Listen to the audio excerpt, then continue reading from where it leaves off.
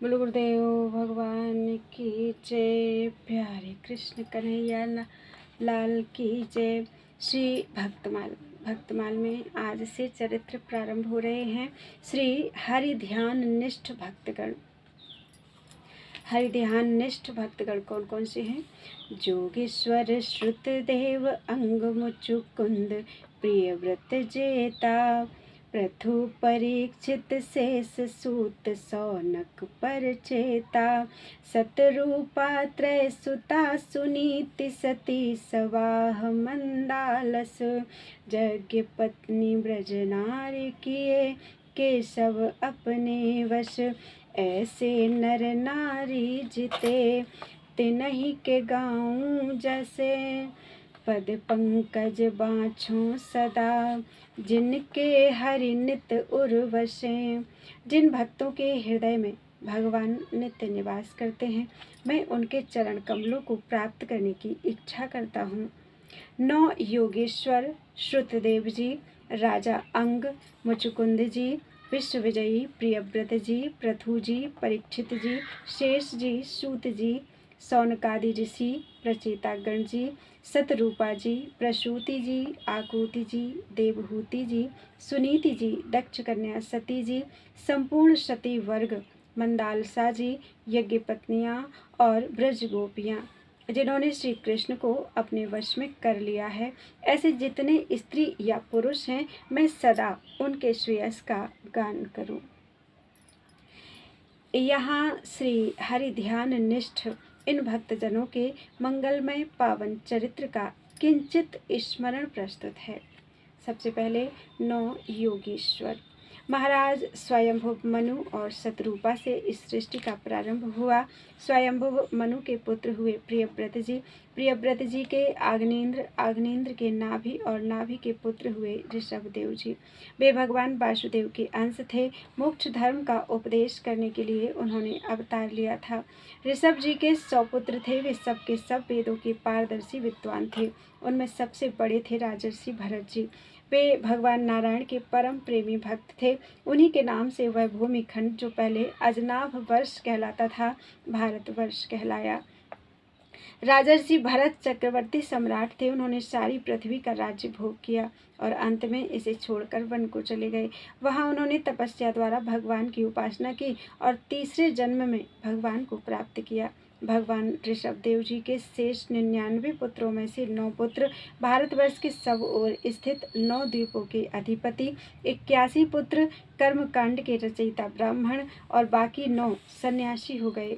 ऋषभदेव जी के जो 9 पुत्र सन्यासी हो गए, वे बड़े ही भाग्यवान थे। उन्होंने आत्मविद्या के संपादन में बड़ा परिश्रम किया था और वास्तव में वे उसमें बड़े निपुण थे। वे प्रायः दिगंबर ही रहते थे और अधिकारियों को परमार्थ वस्तु का उपदेश दिया करते थे। उन्हें ही 9 योगीश्वर कहा जाता है।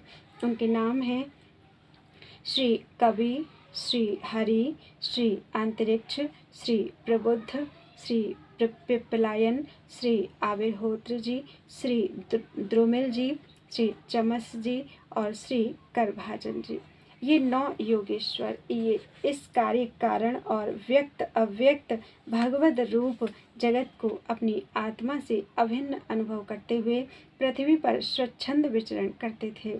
उनके लिए कहीं भी रोक टोक नहीं थी। वे जहाँ चाहते चले जाते। देवता, सिद्ध, साध्य, गंधर्व, यक्ष, मनुष्य, किन्नर और नागों के लोकों में तथा मुनि, चारण, विद्याधर, ब्राह्मण और गौओं के स्थानों में वे स्वच्छंद विचरते थे। वे सबके सब जीवन मुक्त महात्मा थे। इन 9 योगीश्वरों का विदेहराज महात्मा निमि से एक बार संवाद हुआ, जिसमें इन महात्मा योगीश्वरों ने भगवान को प्राप्त करने वाले धर्मों और साधनों का वर्णन किया था। उस समय महाराज निमि बड़े बड़े ऋषियों द्वारा एक महान यज्ञ का संपादन करवा रहे थे। स्वच्छंद भाव से विचरण करते हुए ये 9 योगीश्वर भी वहां पहुंच गए। महाराज निमि ने इनका बहुत आदर सत्कार किया और अधिकारी जानकर भगवत चर्चा की।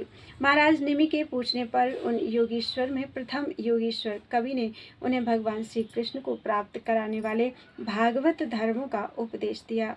तत्पश्चात राजा निमि के पूछने पर 9 योगीश्वरों में दूसरे योगीश्वर हरि जी ने भगवत धर्मों के भगवत भक्तों के धर्म, लक्षण और स्वभाव का वर्णन किया। इसके बाद पुनः राजा के पूछने पर तीसरे योगीश्वर अंतरिक्ष जी ने माया और उसके स्वरूप का वर्णन किया और चौथे योगीश्वर प्रबुद्ध जी ने माया को पार करने का उपाय बताया। इसके बाद पांचवें योगीश्वर पिपलायन जी ने नारायण नाम वाले परब्रह्म परमात्मा का वर्णन किया। तत्पश्चात राजा नेमि ने प्रार्थना की कि हे योगीश्वरों, अब आप लोग मुझे कर्म योग का उपदेश कीजिए, जिसके द्वारा शुद्ध होकर मनुष्य शीघ्र अपने कर्म बंधन को काट डालता है और परम नैष्कर्म्य अर्थात कर्म बंधन की आत्यंतिक निवृत्ति का लाभ करता है। जन्म मृत्यु के चक्र से सर्वदा के लिए छुटकारा पा जाता है। इस प्रश्न का उत्तर छठे योगीश्वर श्री आविर्होत्र जी ने दिया। इसके बाद राजा के पूछने पर सातवें योगीश्वर श्री द्रुमिल जी ने भगवान के तब तक हुए और आगे होने वाले अवतारों का वर्णन किया। इतना सब भगवत चरित्र सुनने के बाद राजा नेमि ने पूछा, हे योगीश्वरों, कृपा करके यह बतलाइए कि जिनकी कामनाएं शांत नहीं हुई हैं, लौकिक पारलौकिक भोगों की लालसा मिटी नहीं है और मन एवं इंद्रियां भी वश में नहीं हुई हैं तथा प्रायः जो भगवान का भजन नहीं करते, ऐसे लोगों की क्या गति होती है। इसका उत्तर देते हुए आठवें योगीश्वर श्री चमस जी ने बताया कि हे राजन, जो लोग अंतर्यामी भगवान श्री कृष्ण से परांगमुख हैं, उनकी ओर ना चलकर उनसे उल्टे चल रहे हैं। वे अत्यंत परिश्रम करके गृह, पुत्र, मित्र और धन संपत्ति इकट्ठी करते हैं, परंतु उन्हें अंत में सब कुछ छोड़ देना पड़ता है और ना चाहने पर भी विवश होकर घोर नरक में जाना पड़ता है। भगवान का भजन ना करने वाले विषयी पुरुषों की यही गति होती है। अब राजा नेमि ने पूछा, हे योगीश्वरों, भगवान किस समय, किस रंग और किस आकार को स्वीकार करते हैं और मनुष्य किन नामों और विधियों से उनकी उपासना करते हैं। इसका उत्तर देते हुए नौवें योगीश्वर श्री करभाजन जी ने कहा, राजन, सतयुग में भगवान के श्री विग्रह का रंग श्वेत होता है। उनके 4 भुजाएं और सिर पर जटा होती हैं तथा वे वल्कल वस्त्र पहनते हैं। वे काले मृग का चर्म, यज्ञोपवीत, रुद्राक्ष की माला, दंड और कमंडल धारण करते हैं। सतयुग में लोग तपस्या द्वारा सबके प्रकाशक परमात्मा का ध्यान करते हैं। त्रेता युग में भगवान के श्री विग्रह का रंग लाल होता है और उनके 4 भुजाएं होती हैं और वे कटिभाग में 3 मेखला धारण करते हैं। उनके केस सुनहले होते हैं और वे शुक, सुबह आदि यज्ञ पात्रों को धारण किया करते हैं।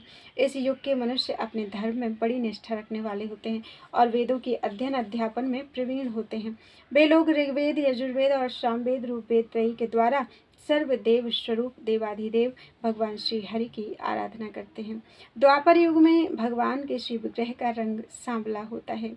वे पीताम्बर तथा शंख, चक्र, गदा आदि अपने आयुध धारण करते हैं।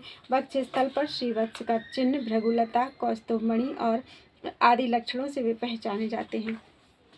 कलयुग में काले रंग की कांति से अंगों और उपांगों, अष्टों एवं पार्षदों से युक्त श्री कृष्ण की श्रेष्ठ बुद्धि संपन्न पुरुष ऐसे यज्ञों के द्वारा आराधना करते हैं जिनमें नाम, गुण, लीला आदि के कीर्तन की प्रधानता रहती है।